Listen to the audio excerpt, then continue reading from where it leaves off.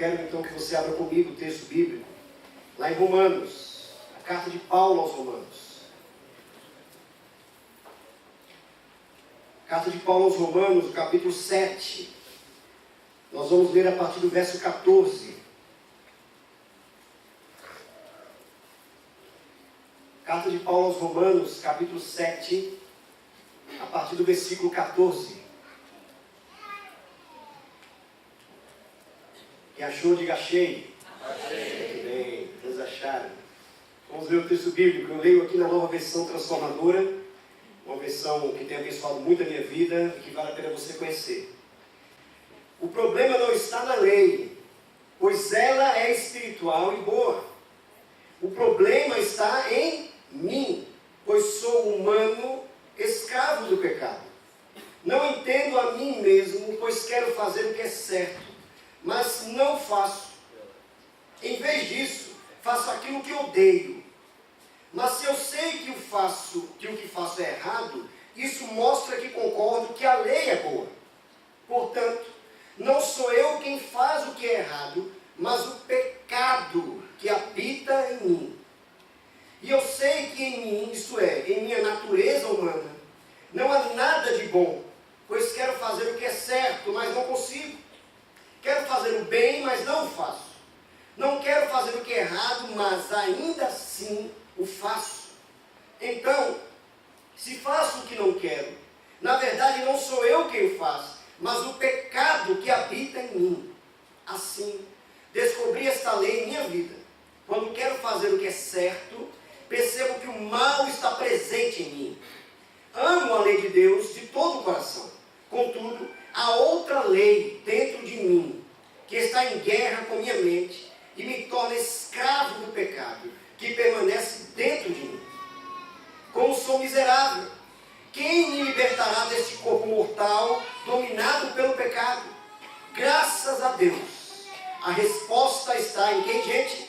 Jesus Cristo. Nosso Senhor. Importante ler esse verso mais uma vez. Graças a Deus. A resposta está em Jesus Cristo, nosso Senhor. Na mente quero, de fato, obedecer à lei de Deus. Mas por causa de minha natureza humana, sou escravo do pecado. Lê o capítulo 8 agora. Agora, portanto, já não há nenhuma condenação para os que estão em Cristo Jesus. Pois em Cristo Jesus, a lei do Espírito que dá vida os libertou da lei do pecado que leva à morte. A lei não era capaz de nos salvar por causa da fraqueza de nossa natureza humana. Por isso Deus fez o que a lei era incapaz de fazer, ao enviar seu Filho na semelhança de nossa natureza humana pecaminosa e apresentá-lo como sacrifício por nosso pecado. Com isso, declarou o fim do domínio do pecado sobre nós. Aleluia. De modo que nós, que agora não seguimos mais nossa natureza humana, mas sim o Espírito, possamos cumprir as justas exigências da lei. Amém. Senhor, no nome de Jesus, o Senhor nos reuniu aqui nessa noite, nessa igreja tão querida, com esse povo querido. Nós somos o teu povo, nós estamos aqui no nome de Jesus, não no nome de homem algum. Nós estamos aqui no nome do Filho amado do Senhor, do Redentor das nossas almas. Pedindo que por meio do Espírito Santo, o Senhor ministre aos nossos corações, trazendo libertação, trazendo cura, trazendo paz, reconciliação, alegria, amor ao nosso coração.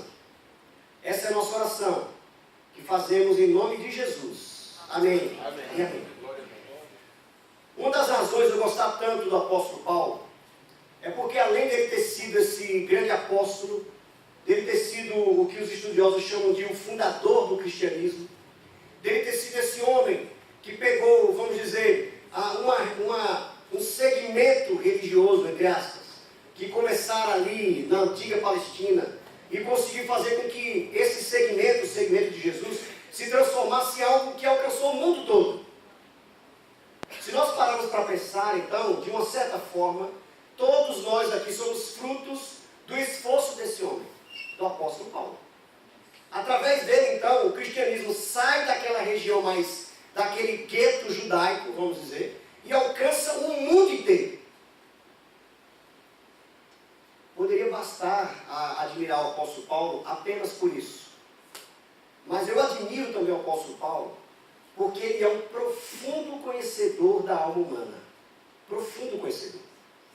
Ele é um profundo conhecedor da condição do ser humano. E que condição é essa, grosso modo? É uma condição de desespero. Essa é a nossa condição. A condição de qualquer ser humano. É uma condição, então, de luta interna. Então, Paulo sabe muito bem, e aqui talvez seja um dos textos que ele melhor retrata isso. Paulo sabe muito bem que, por causa de algo que passou a existir na raça humana, a nossa alma é como se ela tivesse rachado no meio. É como se ela tivesse sido cindida. É como se a alma humana passasse agora a vivenciar essa angústia quase que constante. Quase que constante. Então Paulo tem consciência de que o que a gente chama de pecado, que infelizmente, no meio de nós, assim, no meio da igreja evangélica de forma geral, ou nós tratamos o pecado apenas como um conceito meramente teológico, às vezes abstrato demais, aquele conceito que está nas chamadas teologias sistemáticas, ou nós tratamos o pecado apenas assim, ou nós damos a ele um peso que ele não deveria ter, que é o peso da lei, que é o peso do não faça, não toque, não coma, não corra.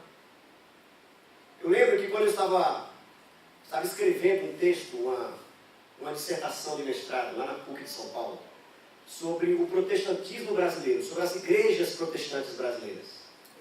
Eu comecei a fazer uma pesquisa tentando entender como era o protestantismo de antigamente em algumas igrejas de São Paulo, igrejas importantes de São Paulo. E eu quero mencionar apenas uma dessas igrejas. Eu fiquei sabendo, através do pastor, do ex-pastor dessa igreja, que há muito tempo atrás, na década de 70, 80, essa igreja, o grupo de jovens dessa igreja havia ido para o cinema no domingo. Preste atenção. Eles foram para o cinema no domingo. Não foi necessariamente no horário do culto. Eles foram para o cinema no domingo. E para o povo de Deus, o domingo é um dia o quê? Um dia santo, né? Você não pode fazer outra coisa a não ser o quê? Ir para a igreja. Outra coisa a não ser ir para a igreja. Você tem que estar na igreja no domingo. Mas esses jovens foram para o cinema. E o que é que aconteceu com aqueles jovens? Eles foram disciplinados na igreja. Por conta disso. Porque para aquelas pessoas, isso é pecado. Entenderam? Então o pecado é simplesmente um conjunto de regras. O pecado, ele é curado, vamos dizer assim, através simplesmente de punições, ou da lei, ou de obedecer mandamentos. A gente cura esse mal chamado pecado dessa forma. Mas você sabe o que é que isso causou? Em muitas igrejas, eu me arrisco em dizer, que muitos desses que a gente chama de desigrejados, já ouviu falar nos desigrejados? Muitos que a gente chama de desigrejados, são... Aqui em Recife não existe isso, né? Só em São Paulo. Em Recife não existe desigrejado. O que são? Por que existe? Grosso modo, gente, grosso modo. Uma das razões, eu acredito, de existirem tantos desigrejados é porque o pecado foi trabalhado de maneira inadvertida nas igrejas. Porque primeiro nós não entendemos a profundidade do pecado. E depois nós não entendemos a cura para ele. Como é que nós trabalhamos então o pecado? É o que Paulo vai nos dizer aqui. Então por que é que eu admiro tanto o apóstolo Paulo? Porque ele não apenas conhece a condição humana, essa condição de desespero, de angústia, de alma rachada, mas ele sabe a saída para esse desespero. Porque ele provou na sua carne. Ele provou disso. Ele provou disso. Então o que é que Paulo começa a apontar aqui? Ele começa a dizer exatamente dessa estranheza que há dentro dele. Que estranheza é essa? Ele quer muitas vezes fazer o bem, muitas vezes não consegue. Ele não quer fazer o mal, mas muitas vezes ele se pega fazendo esse mal. Ou seja, é como se existisse uma instância dentro do apóstolo Paulo que foi dominada pelo desejo, pelo pecado. Preste atenção. Existe uma instância, então, dentro do ser humano, que foi ali que o pecado habitou, ou que o pecado se alojou. Que instância é essa? O desejo. Ou a gente pode dizer a vontade, ou a motivação, as inclinações. Foi ali que o pecado habitou. É por isso que não é simples fazer a vontade de Deus. Não é simples. Sabe por que não é simples? Porque os nossos desejos, eles são muitas vezes duvidosos. Se o pecado, então, se alojou no desejo, e como diz o Sigmund Freud, o desejo é o que move as pessoas. O desejo é o que modela as pessoas. O desejo é o que impulsiona e motiva as pessoas a viverem. O Freud chega a dizer o seguinte: nós nunca deixaremos de desejar. A gente só para de desejar quando morre. É por isso que a nossa vida ela nunca vai ser tão simples. Porque se a gente não vive sem desejar, porque o desejo é o quê? É o que me faz, é o desejo que me leva a escolher as coisas. Não é assim? O tipo de trabalho, o tipo de roupa, o tipo de casamento, a carreira, tudo isso está relacionado ao desejo. A minha vontade de fazer. Mas se o pecado se alojou exatamente aí, como escapar? O que é que a gente faz? Então nós estamos sempre nessa corda bamba. Se a gente piscar o olho, a gente está fazendo o que não é certo. Os nossos desejos se corrompem. A qualquer momento isso pode acontecer. Então Paulo tinha consciência disso. Esse é então o grito do apóstolo Paulo. Como é que a gente vai escapar dessa tensão interna? Eu quero fazer o que é bom, mas muitas vezes o meu desejo me empurra para o outro lado. Eu odeio o que é mal, mas o meu desejo parece que me leva para aquele fundo do poço. Por causa do pecado que habita em nós. Então, se nós fôssemos definir o pecado, como é que nós o trataríamos? Nós diríamos que o pecado é o que, afinal de contas? O pecado é o desejo que se corrompeu. Isso é o pecado. Pecado é desejo corrompido. Pecado é o desejo que se desenfreou, se distanciou do Criador e nos prejudicou, nos levou para o fundo do poço. Isso é o pecado. Isso é o pecado. Então, antes de ir para a cura, para a solução, eu quero antes falar de um ponto atrás, que o próprio Paulo nos diz. Paulo vai dizer então sobre a lei, como um bom judeu que Paulo era, ele tem que falar da lei. Mas Paulo coloca a lei no lugar dela, no lugar devido. Paulo vai dizer assim, olha, a lei não é ruim, a lei é boa. Porque o que é que a lei faz? A lei diz para mim que existem desejos que não são bons dentro de mim. É isso que a lei deve fazer. O papel da lei é esse, somente. É dizer para mim assim, olha, esse desejo aí não vem de Deus não, cara.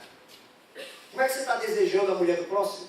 Isso não é desejo, isso não são desejos, desejos redimidos, legítimos. Isso são desejos maus. Como é que você está desejando o emprego que é do outro? Como é que você tem inveja do seu vizinho? Isso é a lei quem faz. A lei, então, no bom sentido, ela me acusa. A lei serve para acusar a nossa consciência. Então Paulo diz, o problema não é a lei, o problema sou eu. A lei é boa, porque ela veio de Deus, a lei é santa, porque ela foi entregue a Moisés diretamente do próprio Deus. O problema está em mim, esse homem confuso, às vezes desesperado, angustiado, o problema está em mim. Então é importante dizer aqui, gente, importantíssimo, para que você não enlouqueça, para que você não queira abandonar a igreja, para que você não queira abandonar Jesus, o caminho de Jesus, não queira resolver os seus problemas pela lei, porque você só vai enlouquecer. Eu conheço pastores que tentam resolver os seus problemas, os problemas da sua família e da sua igreja pela lei, e ele só faz gerar crente enlouquecido, cheio de patologia, cheio de problemas, cheio de loucura, de neurose, porque a lei não cura ninguém. É o que eu disse hoje de manhã lá na Luz e Vida. Aliás, eu disse ontem à noite lá em Caruaru. A lei serve de diagnóstico. A lei é só isso. Ela é o diagnóstico de algo que está em nós. Então Paulo já diz assim, olha, não coloque a lei no lugar onde ela não deve estar. Não coloque. Então Paulo vai se encaminhando para dizer assim agora, tudo bem, e agora? Como sair dessa situação? Se nós estamos aí encurralados, a lei é boa, mas ela só serve para acusar. Quem vai nos salvar? Quem é que pode fazer algo por nós? Por isso que ele fala então, no versículo 25, que eu repeti com vocês. Graças a Deus. Graças a Deus. A resposta está em Jesus Cristo, nosso Senhor. Na mente, quero de fato obedecer à lei de Deus, mas por causa de minha natureza humana, sou escravo do pecado. Agora, capítulo 8. Portanto, já não há nenhuma condenação para os que estão em Cristo. A saída está apenas no sacrifício de Jesus. É nele que está a saída. É apenas nele. É só nele que nós conseguiremos encontrar o lugar de saída, a porta de saída. A esperança está em Cristo. É nele que está. Mas por que está em Cristo? Essa é outra pergunta que nós temos que fazer. Porque Cristo, ele começa a atuar de dentro do nosso coração. Se o pecado se alojou no desejo, é a partir dali que Jesus começa a nos transformar. A partir dos nossos desejos, dos nossos afetos, das nossas vontades. É ali. É por isso que Santo Agostinho, outro grande conhecedor da condição humana, uma das orações mais famosas dele, que ele escreveu ali nas suas confissões, ele diz assim: Senhor, Tu nos criaste para Ti, e o nosso coração só encontrará descanso quando repousar em Ti. Compreendem aqui a profundidade do que Agostinho disse? É desejar acima de todas as coisas Jesus, que vai fazer com que aqueles desejos que se desencaminharam, que fugiram da presença do Pai, voltem mais uma vez para o seu lugar de origem. Se harmonizem mais uma vez. E eu passe a desejar aquilo que Deus deseja. Eu passe a desejar como Deus deseja.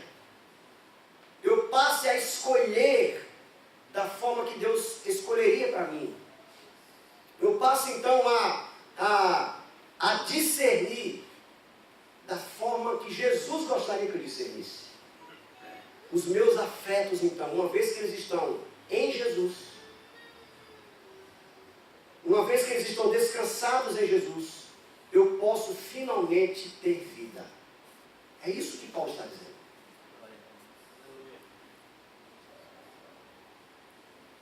Pois em Cristo Jesus, a lei do Espírito.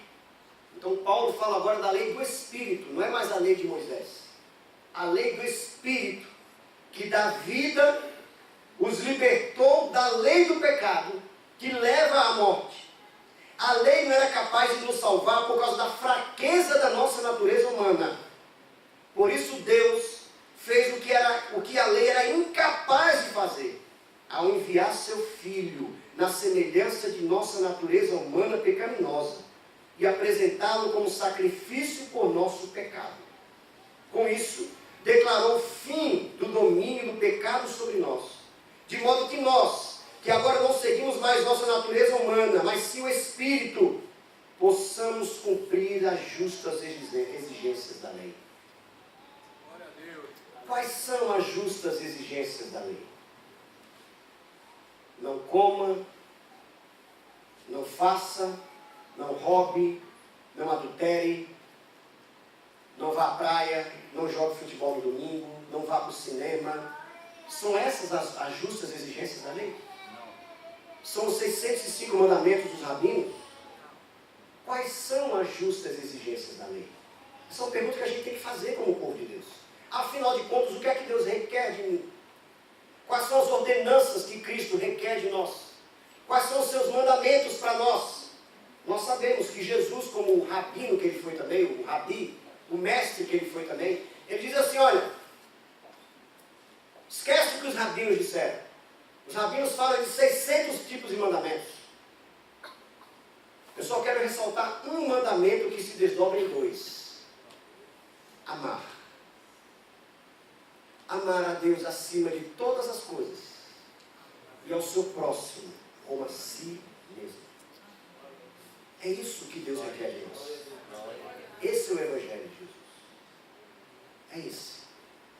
Então aquela pessoa que tinha o desejo do alto benefício, porque, em grosso modo, quando os nossos desejos estão corrompidos, quem está no centro desses desejos? Eu. Compreenderam? Eu estou no centro do desejo. Eu estou no centro da realização desses desejos. Então, ainda que você diga assim, o desejo de tal pessoa se corrompeu e ele se tornou uma pessoa consumista, ou ele se transformou em alguém viciado em sexo. Na verdade, o que ele está buscando não é o sexo, não é o consumo, mas é o seu prazer pessoal. Ele usa esses elementos, esses objetos, para buscar esse prazer pessoal. É isso. O desejo corrompido, então, me coloca no centro de tudo. Eu passo a ser o centro da adoração. Eu sou Deus. É isso. Por isso que o ponto zero dos mandamentos de Deus, o ponto zero, vamos dizer assim, é a idolatria. Por isso que Deus vai dizer para o povo de Israel, por meio de Moisés, olha, antes de mais nada, lembre o seguinte, só há um Deus, nos céus e na terra, só um, e adore só a Ele. Aí ele começa a falar dos 10 mandamentos. Porque Deus sabe da nossa capacidade de nos colocar como o centro da adoração. Ele sabe dessa capacidade que temos. Então, o desejo corrompido me leva a ser isso, a estar no centro, ao ponto de eu mesmo me adorar. Por meio do sexo desenfreado, por meio do consumo desenfreado, por meio de amizades autodestrutivas e assim por diante. Então, o que é que o amor faz? O que é que o amor faz? O amor traz sanidade. O amor de Deus traz equilíbrio. O amor de Deus traz reconciliação nas relações. O amor de Deus traz satisfação na presença de Deus. O amor de Deus traz cura. O amor de Deus traz perdão para as relações. Porque exatamente o amor, como eu digo aqui no livro, o amor se realiza no perdão. É uma das principais formas do amor se realizar e se concretizar, é por meio do perdão. Então, quando nós amamos, nós perdoamos. Aí sim nós estaremos cumprindo as exigências da lei, mas por causa de Jesus, não por causa de mim. Lembrem, eu estou em Cristo, portanto eu posso amar. Eu estou em Cristo por meio do Espírito Santo que habita em mim, eu posso amar. É possível amar. É possível eu me reconciliar com as pessoas. É possível eu perdoar. É possível, então, eu tomar esse desejo que muitas vezes me domina, querendo que eu faça o que não é legal, e eu dizer, não, peraí. Não é isso que Deus quer de mim. Então, Paulo mostra aqui a condição degradada do ser humano, a condição quando ele está, quando o pecado domina os seus desejos. Mas, por outro lado, ele mostra agora a fotografia, a imagem de alguém que já está redimido por Cristo. Redimido pela cruz do Calvário. Aí sim, nós podemos ser tudo o que Deus nos criou para sermos. Homens homens e mulheres que desejam aquilo que é bom. Homens e mulheres que têm os seus afetos resolvidos em Cristo Jesus. Nós descansamos em Cristo. Então, qual é o clímax de alguém bem resolvido? Se você perguntar assim, pastor Ivanildo, qual é o retrato de alguém bem resolvido diante de Deus? Simples, é alguém que ama. É simples, é alguém que ama como Jesus amou. O próprio Santo Agostinho vai dizer o seguinte: ame a Deus e faça o que você quiser. Perceba mais uma vez a sutileza das palavras do Agostinho. Ele sabe muito bem que quem ama de fato a Deus acima de todas as coisas não vai fazer tudo o que quer. Não vai se desgarrar. Ele sabe disso. Então, quando nós amamos a Deus acima de todas as coisas, ou seja, cumprindo as exigências da lei, quando nós amamos a Deus acima de todas as coisas, nós somos tomados por esse amor de tal forma que o limite daquilo que eu vou fazer é sempre o bem do outro. Sempre o bem do outro. Então, qual é o limite da minha atuação? Quem vai dizer não é mais aquela lei lá de Moisés, dos 10 mandamentos. É a lei do amor. É eu imaginar, como o próprio Jesus disse, no lugar daquela pessoa, se eu estivesse no lugar dela, o que é que eu gostaria que ela fizesse por mim? A gente não muda a cabeça aqui, olha, é um novo mindset, é uma nova mentalidade. É a mentalidade do Espírito agora. Não é mais a mentalidade do não faça, não coma, não jogue, não.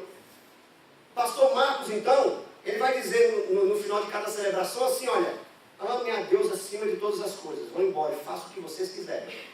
Ele não vai precisar ficar dizendo, cuidado, não faça isso, não faça aquilo. Porque o amor de Deus é quem vai nos guiar. Ele é quem vai nos guiar. Por isso que nós não precisamos ser policial de membro de igreja. Pastor não é policial de membro de igreja. Às vezes a pessoa vem, a gente entende, porque tem pessoas às vezes que são novas convertidas, que precisam às vezes de uma orientação mais específica, uma decisão mais específica, mais particular. Mas existe às vezes crentes já maduros, que chegam para os pastores, olha pastor, você acha que eu deveria fazer isso, eu deveria fazer aquilo? É sempre aquela questão da regra, né? De um protocolo já pronto, pré-produzido. A nossa resposta tem que ser assim, olha, você acha que você está amando a Deus acima de todas as coisas? E você vai fazer o bem às pessoas com essa decisão? É assim que você tem que pensar. É isso. É Deus acima de todas as coisas e o bem do outro. É isso.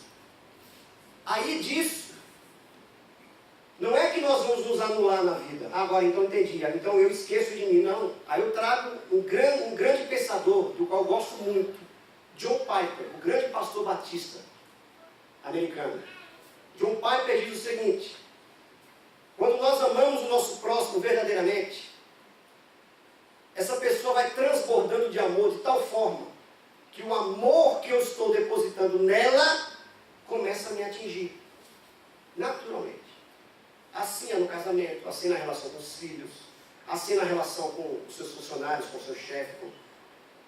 Porque o amor constrange também as pessoas, não é? O amor cobre multidão de pecados, como diz Provérbios. O amor expia os pecados. Então, quanto mais eu amo, eu vou receber amor. Porque o amor transborda. O amor transborda. Essa é a imagem de um cristão redimido nos seus desejos. Não temos mais desejos que nos dominam, a ponto de nós fazermos aquilo que nós não queremos. Nós temos agora Cristo Jesus em nós, nos libertando a todo instante, nos libertando, nos purificando a todo instante e dizendo assim: você pode amar, você pode desejar o que é bom, porque não é mais a lei do pecado que está forçando a sua consciência, é o Espírito Santo que está em você, capacitando você a fazer aquilo que você não conseguiria por si mesmo. É o Espírito Santo nos empurrando motivando, nos lançando para fazer aquilo que é bom. Amém? Amém. Essa é a mensagem libertadora de Jesus para nós. A morte não tem a última palavra. O pecado não tem a última palavra. A vida de Jesus é quem tem a última palavra. Dentro de nós. O desespero, então, ele pode ser agora controlado. A angústia pode ser agora vencida. Porque em Cristo Jesus nós somos vencedores. Vamos orar. Senhor, muito obrigado pela palavra do Evangelho, que nos liberta, que faz o que o homem não conseguiria fazer por si mesmo. Obrigado por esse retrato que o apóstolo Paulo pinta da raça humana, mas ao mesmo tempo daqueles que são libertos em Cristo Jesus, que foram redimidos, daqueles que tiveram seus desejos realinhados, refeitos, reharmonizados. Eu sou o primeiro aqui de pé a agradecer ao Senhor por isso. Porque eu, como qualquer pessoa, sou muitas vezes vítima dos meus desejos corrompidos. Todos nós somos. Todos nós. Mas graças ao Senhor, como Paulo disse. Porque a resposta está em Cristo Jesus. O Redentor das nossas almas. O Redentor dos nossos desejos corrompidos.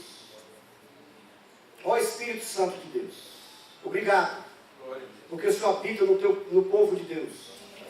Nos capacitando a cumprir as justas exigências da lei.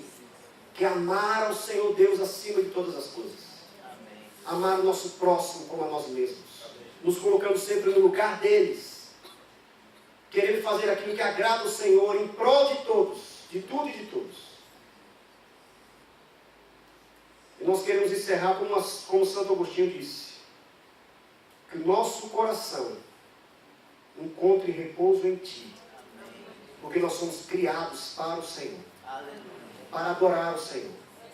Para derramarmos os nossos afetos no Senhor. Para desejarmos o Senhor acima de todas as coisas. É assim que oramos no nome de Jesus. Amém. E amém. Amém, gente. Obrigado. Deus abençoe você.